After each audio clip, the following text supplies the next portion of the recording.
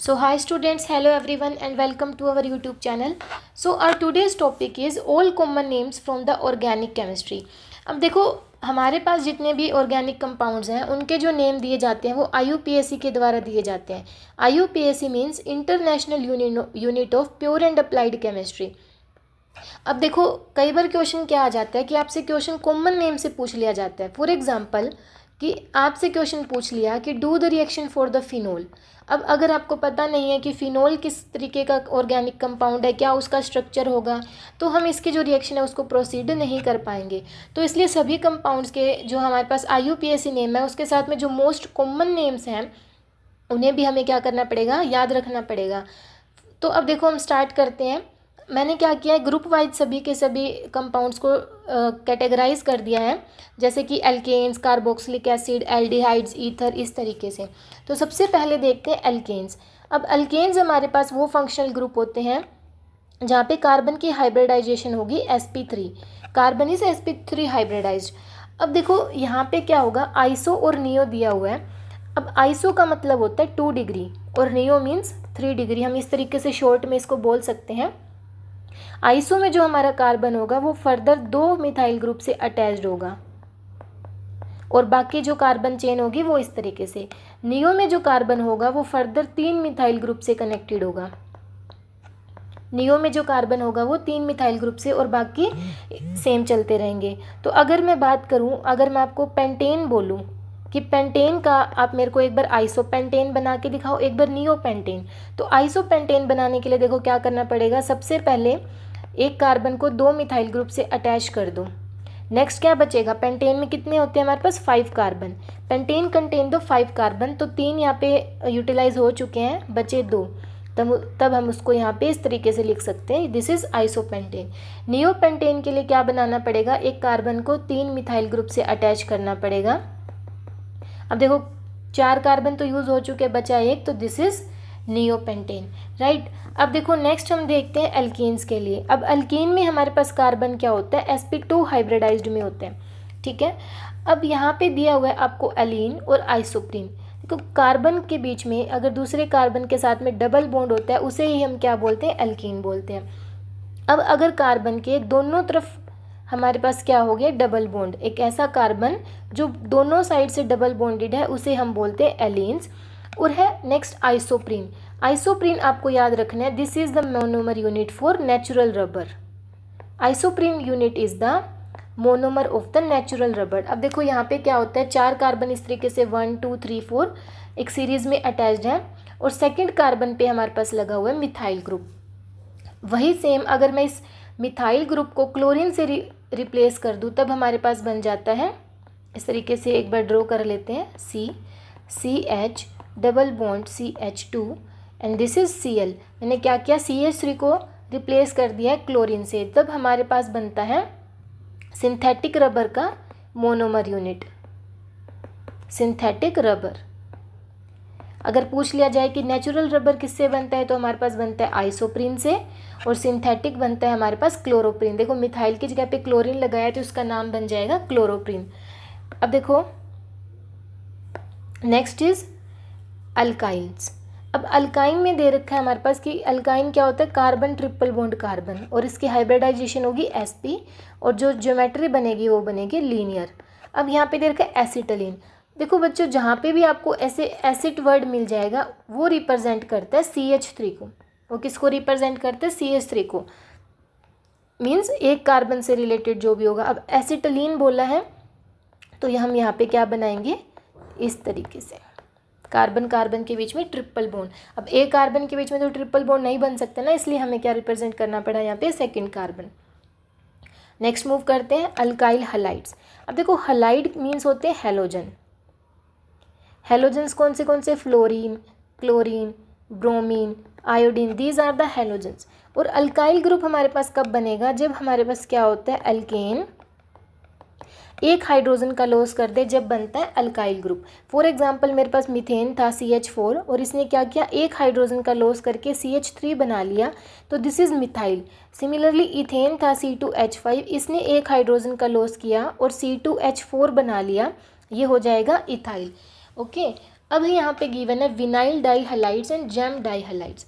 देखो for example मेरे पास इस तरीके से कार्बन चेन है, अगर किन्हीं दो एडजेसेंट कार्बन पे इस तरीके से हेलोजन्स लगे हैं उन्हें बोलते हैं विनाइल डाई हैलाइड्स। और एक ही कार्बन पे दोनों हेलोजन्स लगे हैं, बाकी कोई भी कार्बन चेन है, उसे हम बोलते हैं जैम डाई हैलाइड्स। मीन्स अगर एडजेसेंट कार्बन पे हेलोजन्स है तो विनाइल, और सेम ही कार्बन पे दोनों हेलोजन्स लगे हुए होते हैं उसको हम बोलते हैं जैम डाई हैलाइड्स। क्लोरोप्रीन मैंने आपको बता ही दिया, आइसोप्रीन की जगह पे आइसोप्रीन में जो CH3 था उसको रिप्लेस कर दो Cl से तो क्लोरोप्रीन बन जाएगा। And this is the monomer unit for the synthetic rubber. Next देखते हैं, नेक्स्ट इज एल्कोहल। अब एल्कोहल वो कंपाउंड्स होते हैं जिनके पास OH as a functional group हो। Alcohols are the compound which have the OH as a functional group. अब देखो प्राइमरी, सेकेंडरी एंड टर्शरी। जैसे मैंने बताया कि प्राइमरी मीन्स कार्बन जो एक कार्बन से कनेक्टेड हो, सेकेंडरी मीन्स जो फर्दर दो कार्बन से कनेक्टेड हो, और टर्शरी मीन एक कार्बन जो तीन कार्बन से कनेक्टेड हो। ये हमारे पास हो गया टर्शरी। अब ऐसा अल्कोहल जो टर्शरी कार्बन से कनेक्टेड है वो टर्शरी अल्कोहल हो जाएगा। ऐसा अल्कोहल जो 2 डिग्री कार्बन से कनेक्टेड है वो सेकेंडरी अल्कोहल हो जाएगा। और ऐसा अल्कोहल जो 1 डिग्री कार्बन से कनेक्टेड है वो प्राइमरी अल्कोहल बन जाएगा। It is simple. Next is glycol. Glycol हमारे पास क्या होता है, दो एडजेसेंट कार्बन के ऊपर OH ग्रुप लगा हुआ इस तरीके से CH2 CH2 OH, this is glycol. Next is glycerol. Glycerol में क्या होगा, 3 एडजेसेंट कार्बन पे OH ग्रुप लगा होगा, उसे हम बोलते हैं ग्लिसरॉल। हाइड्रोजन्स कंप्लीट कर लेना यहाँ पे, this is glycerol. Next is allyl. Allyl and vinyl. देखो अलाइल और विनाइल थोड़े से कंफ्यूजिंग होते हैं बच्चों के लिए, लेकिन बहुत इजी है, और अगर आप इसको याद रख लेते हो ना अलाइल और विनाइल में डिफरेंस, तो कोई भी क्वेश्चन इनसे रिलेटेड आपका गलत नहीं होगा। कैसे, देखो मैं इस तरीके से आपको एक बार डबल बॉन्डेड कार्बन बना के दिखाती हूँ। फॉर एग्जाम्पल अगर हमारे पास कोई भी ग्रुप है, चाहे अल्कोहल है, चाहे अल्कोहल है, चाहे फिर कार्बोक्सिलिक है, या फिर हलाइड्स है, कोई भी ग्रुप अगर डबल बॉन्डेड कार्बन के एडजेसेंट कार्बन पे अटैच्ड है तब वो अलाइल कहलाएंगे। अब यहाँ पे अल्कोहल की बात है तो हम यहाँ पे OH ग्रुप लगा देंगे, लेकिन वही फंक्शनल ग्रुप अगर direct carbon double bond carbon से कनेक्टेड है तब हमारे पास क्या हो जाएंगे, विनाइल। देखो यहाँ पे जो अल्कोहल ग्रुप था वो ऐसे कार्बन से कनेक्टेड है जो एडजेसेंट पे डबल बॉन्ड शो कर रहा है, लेकिन अगर उसी का डबल बॉन्डेड कार्बन पे OH ग्रुप लग जाएगा जब वो क्या बन जाएगा, विनाइल बन जाएगा। नेक्स्ट देखते हैं ईथर की कैटेगरी। ईथर जो फंक्शनल ग्रुप होते हैं उसमें होता है ऑक्सीजन, और दोनों साइड पे लगे होते हैं R ग्रुप्स। R में भी एनी अल्काइल ग्रुप। अब वो सेम भी हो सकते हैं और डिफरेंट भी हो सकते हैं। अब देखो एनिसोल देखते हैं। एनिसोल में ऑक्सीजन के साइड एक तरफ तो लगा होगा बेंजीन और दूसरे साइड पे होगा मिथाइल ग्रुप, लेकिन इस मिथाइल ग्रुप को अगर हम कन्वर्ट कर दें यहाँ पे C2H5 में, इथाइल में, then this is called as phenetole. Anisole में क्या होगा, बेंजीन के साथ में जो ऑक्सीजन है उसके साथ मिथाइल ग्रुप लगा होगा, और फेनिटोल में यहाँ पे लगा होगा हमारे पास C2H5। Next is aldehyde. अब एल्डिहाइड जो फंक्शनल ग्रुप है उसके पास क्या होता है, कार्बन डबल बॉन्ड ऑक्सीजन, एक तरफ हाइड्रोजन और दूसरी तरफ R ग्रुप। अब नेक्स्ट इसमें दिया हुआ है एसिटल्डिहाइड। अब मैंने बताया था कि एसिड जो वर्ड होगा वो CH3 को रिप्रेजेंट करेगा, तो बस यहाँ पे ये जो फंक्शनल ग्रुप एल्डिहाइड को शो कर रहे हैं यहाँ पे इस R की जगह पे लगा दो CH3। Next is formaldehyde. Formaldehyde is HCHO, दोनों तरफ hydrogen, this is formaldehyde, it's very reactive. Next is glyoxal. Glyoxal क्या होता है, CHO। देखो बच्चे ये जितने भी हमारे पास कॉमन नेम्स है ये बहुत ज़्यादा इंपॉर्टेंट है, बिकॉज आपसे क्वेश्चन डायरेक्ट कॉमन नेम से भी पूछ सकते हैं कि do the reaction for the anisole. अब एनिसोल नहीं पता होगा तो फॉर एग्जांपल कि आपको दे दिया कि एनिसोल की रिएक्शन करो Cl2 in the presence of AlCl3, तो वो रिएक्शन नहीं हो पाएगी क्योंकि एनिसोल का स्ट्रक्चर ही रॉन्ग हो जाएगा। तो इस तरीके से आपको ये कॉमन नेम्स जो है वो याद रखने थोड़े से इम्पोर्टेंट है। Next is carboxylic acid. Carboxylic acid are the functional group which have C double bond OH, these are the carboxylic acid, और इनके पीछे ओइक एसिड जो है हमारे पास IUPAC में लगता है। अब इसमें दिया हुआ है फॉर्मिक एसिड। फॉर्मिक एसिड हो जाएगा HC डबल बॉन्ड OH, यहाँ पे जो भी R ग्रुप था उसकी जगह पे लग जाएगा हाइड्रोजन। अब एसिटिक एसिड, एसिड मैंने बताया था कि CH3 को रिप्रेजेंट करता है, तो R ग्रुप को CH3 से रिप्लेस कर दो, यहाँ पे हो जाएगा OH। Next is valeric acid and caproic acid. देखो वैलेरिक एसिड में होंगे हमारे पास 5 कार्बन और कैप्रोइक में होंगे 6। किस तरीके से? अदर देन COOH की बात कर रही हूँ मैं। टोटल हमारे पास देखो काउंट करके कितने बनते हैं। अब वैलेरिक एसिड में मैंने कहा कि 5 कार्बन बनाने हैं और एक तो ये COOH है, तो टोटल 6 हो गए। और कैप्रोइक एसिड में 1 कार्बन और इंक्रीज कर दो, दिस इज कैप्रोइक एसिड। अगर टोटल 6 कार्बन से बना हुआ है वो तो वैलेरिक एसिड। 1 सेकेंड स्टूडेंट्स, या 1 सेकेंड, यहाँ पे मिस्टेक हो चुकी है, 1 कार्बन एक्स्ट्रा लग चुका है। टोटल ही हमारे पास क्या हो, 5 कार्बन। अब यहाँ पे कितने हो गए, 3, 4 और 5। तब ये क्या बनेगा, वैलेरिक एसिड। और अगर 6 कार्बन रिप्रेजेंट कर दें, CH2 4 COOH, तब बन जाएगा कैप्रोइक एसिड। ठीक है, अगर वो 5 कार्बन से कार्बोक्सिलिक एसिड बना है तो वैलेरिक, और 6 से बना है तो कैप्रोइक एसिड। नेक्स्ट देखते हैं अक्राइल। अब अक्राइल हमारे पास वही होता है कि जो डायरेक्ट कार्बन से जुड़ा हो, जैसे विनाइल मैंने बोला था, तो अक्राइल कार्बोक्सिलिक में क्या हो जाएगा, यहाँ पे इस कार्बन से COOH लग जाएगा। Next is lactic acid. Lactic acid में क्या होता है, कार्बन के चारों ग्रुप डिफरेंट होते हैं, एक तरफ CH3, एक तरफ OH and at the end is carboxylic acid COOH। ठीक है, अब देखो कार्बोनिक एसिड। कार्बोनिक एसिड होता है H2CO3। कार्बोनिक एसिड क्या होता है, H2CO3। अब नेक्स्ट है पायरुविक एसिड। पायरुविक एसिड हमारे पास क्या होगा, CH3 C double bond O COOH, this is pyruvic acid. Next is glycine.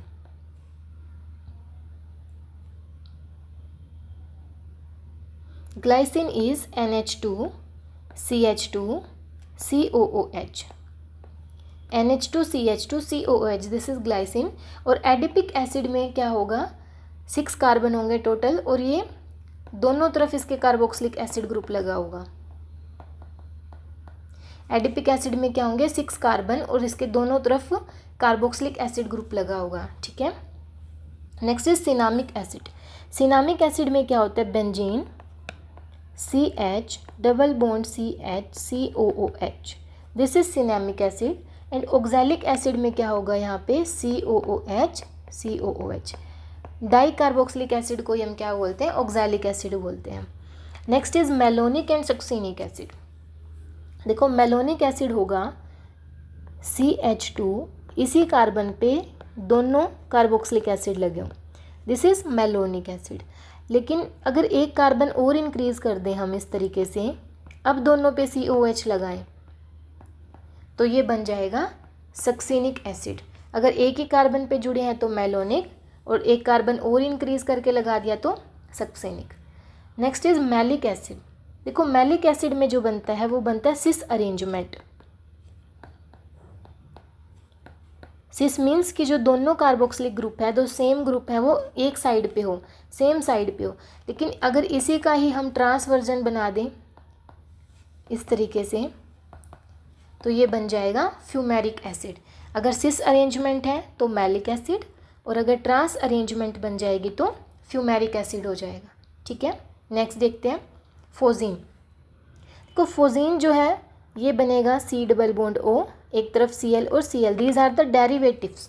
ये किसी न किसी चीज़ के डेरिवेटिव हैं, ये कार्बोक्सिलिक के डेरिवेटिव हो सकते हैं, कोई भी कार्बोनिल ग्रुप के डेरिवेटिव हो सकते हैं। तो फोजीन हमारे पास बनेगा कार्बोनिल ग्रुप के दोनों तरफ जब Cl ग्रुप लगा होगा। और यूरिया हमारे पास बनेगा C डबल बॉन्ड O और ये NH2। अगर दोनों तरफ Cl लगा देते हैं तो फोजीन बनेगा, और दोनों तरफ NH2 लगा देते हैं तो यूरिया बनेगा। Next is methyl isocyanate. देखो आपने सुना होगा भोपाल गैस त्रासदी के अंदर जो गैस लीक हुई थी वो यही डेंजरस गैस थी, मिथाइल आइसोसाइनेट। और इसका जो स्ट्रक्चर बनेगा वो कैसे बनेगा, CH3NCO, this is isocyanate. Next is acetyl chloride. Acid mean CH3, बस यहाँ पे ये लगा दो, दिस इज़ एसिटाइल क्लोराइड। और अमाइड बनाना है तो R ग्रुप के साथ में ये जो कार्बोनिल ग्रुप था यहाँ पे NH2 लगा दो। अगर कार्बोनिल ग्रुप के साथ में OH जो कार्बोक्सिलिक का था उसको रिप्लेस करके NH2 लगा देंगे तो अमाइड बन जाएगा, और अगर Cl लगा देंगे तो एसिटाइल बन जाएगा। नेक्स्ट देखते हैं, अब है aromatic compounds.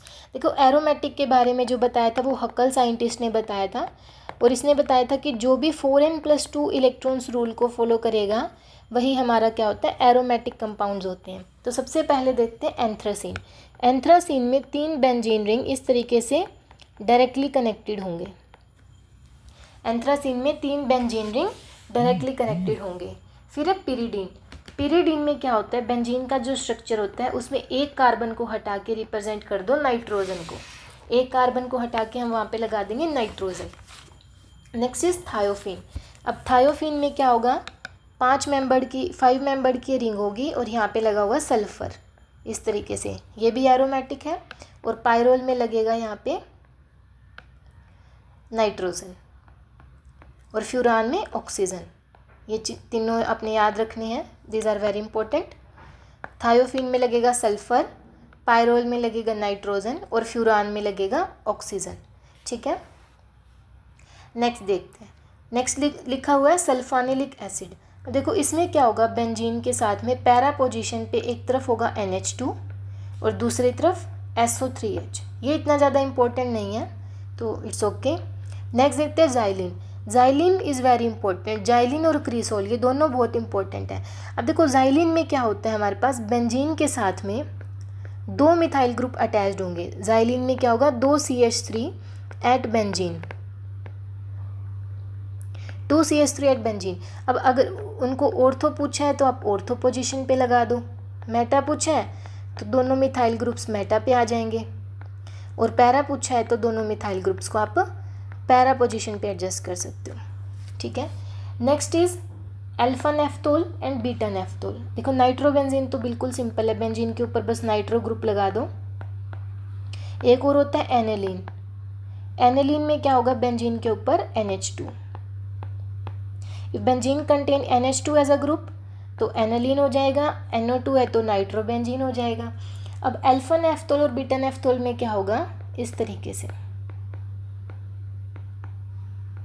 This position is alpha, तो ये अल्फा नेफ्थोल, और इसी की अगर साइड में लगाएंगे सेकंड पोजीशन पे यहाँ पर तो बीटा नेफ्थोल। बच्चे ये सारे के सारे जो कॉमन नेम्स हैं ये आप नोट कर लेना, क्योंकि कोई ना कोई एग्ज़ाम ऐसा पक्का होगा जहाँ पे कॉमन नेम से क्वेश्चन पूछा जाएगा बच्चों को थोड़ा सा टिपिकल पेपर बनाने के लिए। ठीक है, फॉर एग्जांपल आपको दे दे कि जाइलिन। अब जाइलिन में पूछ लिया कि इन तीनों में से जो डायपोल मूवमेंट है वो 0 किसकी है, तो जाइलिन का स्ट्रक्चर ही नहीं पता है तो डायपोल मूवमेंट तो हम कहाँ से निकाल लेंगे। ठीक है, next is कैटिकोल।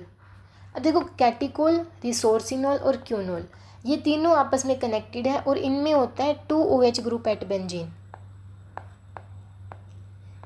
2OH group at benzene. लेकिन डिफरेंस कहाँ पे है, एक होगा ऑर्थो पे, एक मेटा पे, पैरा पे। दिस इज़ फॉर ऑर्थो, जैसे जाइलिन में क्या था, मेटा पे और पैरा पे। जैसे कैटिकोल बना के दिखा देती हूँ मैं, यहाँ पे दोनों OH ऑर्थो पे लगा दो, सिमिलरली मेटा और पैरा बना लोगे। Next is cresol. Cresol is also very important. Cresol में क्या होगा, एक CH3 ग्रुप और दूसरा OH। जैसे हमारे पास जाइलिन में दोनों CH3 थे, क्रीसोल में एक CH3 होगा और दूसरा OH ग्रुप होगा। तो एक बार इनको ऑर्थो पोजीशन पे लगा दो, दिस इज ऑर्थो क्रीसोल। एक बार मेटा पे लगाएंगे तो मेटा क्रीसोल, और पैरा पे लगाएंगे तो para cresol. Next is picric acid. Picric acid जो बनता है वो फिनोल से बनता है अगर हम उसकी नाइट्रेशन करते हैं, और तीनों पोजीशन पे यहाँ पे लग जाएगा NO2। तो दिस इज़ 2 4 6, दिस इज़ 1 2 3 4 5 6, तो 2 4 6 tri nitro phenol, 2 4 6 try nitrophenol को हम बोलते हैं पिक्रिक एसिड। नेक्स्ट देखते हैं सैलिसिलिक एसिड। देखो सैलिसिलिक एसिड और सैल्साल्डिहाइड पे तो बहुत अच्छी नेम रिएक्शन भी बनती है, Kolb reaction and reamer Timmer reaction, वहाँ से ये दोनों प्रोडक्ट बनते हैं। तो सैलिसिलिक एसिड में बनेगा फिनोल के एडजेसेंट पोजीशन पे COOH ग्रुप, और वहीं पे सैलिसल्डिहाइड में हो जाएगा फिनोल के साथ में यहाँ पे CHO। ठीक है। Next is benzamide. Benzamide is PH C double bond O NH2। देखो अमाइड जो होता है वो होता है C double bond O NH2। अब यहाँ पे बेंजीन दिया हुआ है तो बस यहाँ पे हमने बेंजीन रिप्रेजेंट कर दिया। बेंजीन को PH से भी रिप्रेजेंट करते हैं फिनाइल ग्रुप से। ठीक है, this is phenyl group. Next is toluene. Toluene होता है बेंजीन के ऊपर एक CH3 ग्रुप। ठीक है, टोल्विक एसिड बन जाएगा। पहले टोल्वीन बना लेते हैं और इसी के साथ में अगर हम COOH रिप्रेजेंट कर देंगे तो टोलिक एसिड बन जाएगा। Next is phthalic acid. Phthalic acid represent कर देते हैं यहाँ पे बेंजीन और दोनों एडजेसेंट कार्बन पे COOH। This is phthalic acid. Next is terephthalic acid. जैसे यहाँ पे ये दोनों ऑर्थो पोजीशन पे लगे हुए थे और अगर इनको पैरा पे लगा देंगे तो टरथैलिक एसिड बन जाएगा। स्टाइरिन। स्टाइरिन होता है ये वाला, this is styrene, right. Oxygen होता है CH2। ये दोनों एक ही ऑक्सीजन से हमारे पास कनेक्टेड हो, ये ज़्यादा इतना इंपॉर्टेंट नहीं है। यूरिया मैंने आपको बता ही दिया था, C डबल बॉन्ड होके दोनों तरफ NH2 ग्रुप अगर लगा होगा तो यूरिया बन जाएगा। देखो थैलिक अनहाइड्राइड। थैलिक एसिड हमने किस तरीके से रिप्रेजेंट किया था, यहाँ पे COOH। तो थैलिक अनहाइड्राइड क्या हो जाएगा, बस इन दोनों की कंडेंसेशन कर दो, अनहाइड्राइड ग्रुप बन जाएगा C डबल बॉन्ड O ये। ठीक है, और थैलामाइड बनाना है तो ये ऑक्सीजन जो है वो अमाइड में कन्वर्ट हो जाएगा। अमाइड में होता है NH ग्रुप यहाँ पे। ठीक है, so this is all about the common names. जितने भी हमारे पास कॉमन नेम बनते हैं मोस्ट इंपॉर्टेंट यूज़ होते हैं जितनी भी रिएक्शंस में, या कोई भी रीजनिंग क्वेश्चंस आ जाए कि इनकी एसिडिक ऑर्डर को कंपेयर करो, इनके बेसिक ऑर्डर को कंपेयर करो, या फिर उनकी रिएक्शंस करो, तो जितने भी कॉमन नेम्स हम यूज़ करते हैं वो सारे के सारे इस वीडियो के अंदर मैंने इंक्लूड कर चुके हैं। So hope you will enjoy this lecture. तो thank you and like share and subscribe my channel.